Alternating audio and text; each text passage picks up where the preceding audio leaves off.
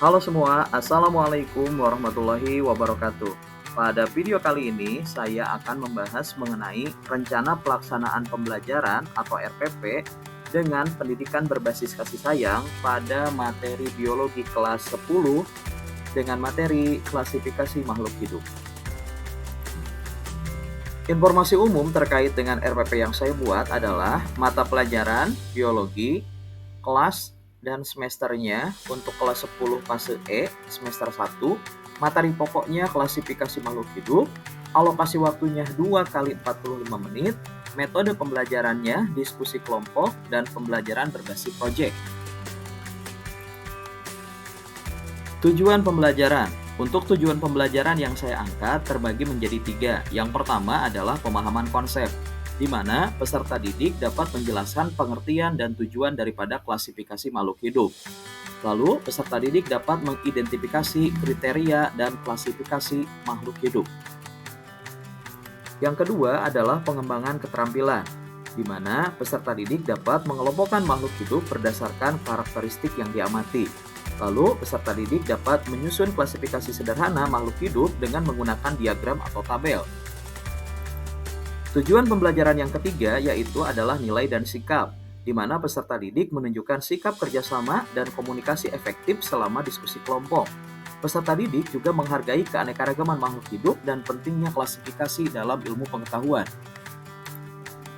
Terdapat beberapa elemen kunci pendidikan berbasis kasih sayang yang saya masukkan dalam RPP yang saya buat. Di antaranya adalah penghargaan terhadap individu, lingkungan belajar yang mendukung, komunikasi yang terbuka dan jujur, pengembangan emosional dan sosial, pendekatan positif terhadap kesalahan, pemberdayaan siswa, pengembangan karakter dan nilai-nilai positif, lalu keterlibatan dan partisipasi aktif daripada siswa. Untuk aktivitas pembelajaran, saya bagi menjadi 3. Yang pertama adalah pendahuluan, lalu yang kedua adalah inti, dan yang ketiga adalah penutup. Dalam pendahuluan, terdapat yang namanya apersepsi dan juga motivasi.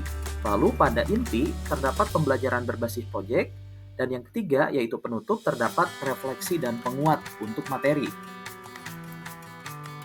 Aktivitas pembelajaran yang pertama yaitu pendahuluan. Pada pendahuluan, saya mengalokasikan waktu selama 15 menit dengan beberapa aktivitas, di antaranya adalah apersepsi dan motivasi. Pada apersepsi, guru memulai dengan menayangkan video pendek tentang keanekaragaman makhluk hidup, lalu diskusi singkat tentang pentingnya memahami klasifikasi makhluk hidup.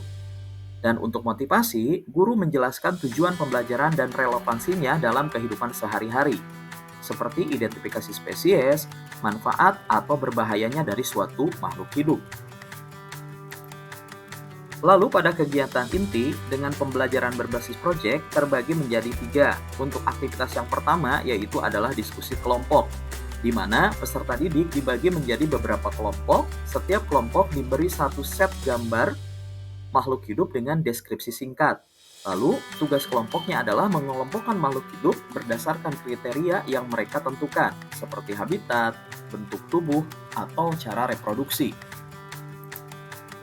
Selanjutnya, untuk aktivitas kedua pada pembelajaran berbasis proyek, yaitu adalah pengembangan proyek, di mana setiap kelompok membuat diagram klasifikasi sederhana berdasarkan hasil diskusi mereka.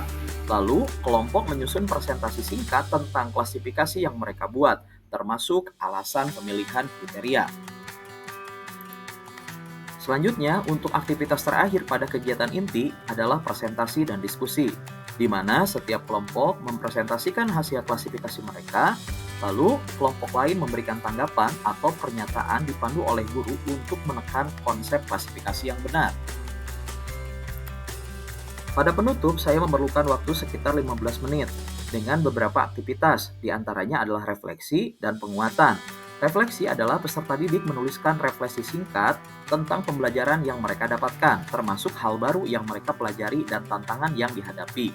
Untuk penguat, saya sebagai guru memberikan kesimpulan dan penguat mengenai konsep klasifikasi makhluk hidup. Nah, selain itu juga, saya sebagai guru memberikan tugas rumah berupa mencari informasi tentang klasifikasi ilmiah dari salah satu jenis makhluk hidup yang belum dibahas di kelas. Untuk asesmen pembelajaran atau penilaian terhadap pembelajaran, saya menggunakan 3 jenis asesmen. Yang pertama adalah asesmen formatif, di mana di dalamnya adalah observasi dan juga refleksi tertulis. Lalu ada asesmen sumatif, di mana merupakan penilaian terhadap proyek kelompok. Dan yang terakhir adalah kuis. Kuis tertulis untuk mengevaluasi pemahaman individu tentang konsep dasar dari makhluk hidup. Terdapat 3 perangkat pengukuran kinerja peserta didik yang saya buat. Yang pertama adalah rubrek penilaian proyek, lalu yang kedua adalah observasi sikap, lalu yang terakhir adalah kuis yang tertulis. Untuk format RPP lengkap dapat diunduh melalui link yang saya simpan di deskripsi video atau dapat langsung di-scan melalui barcode yang sudah saya tampilkan. Itu saja video singkat saya mengenai RPP tentang pendidikan berbasis kasih sayang. Semoga bermanfaat. Terima kasih atas perhatiannya. Sampai jumpa lagi di video selanjutnya.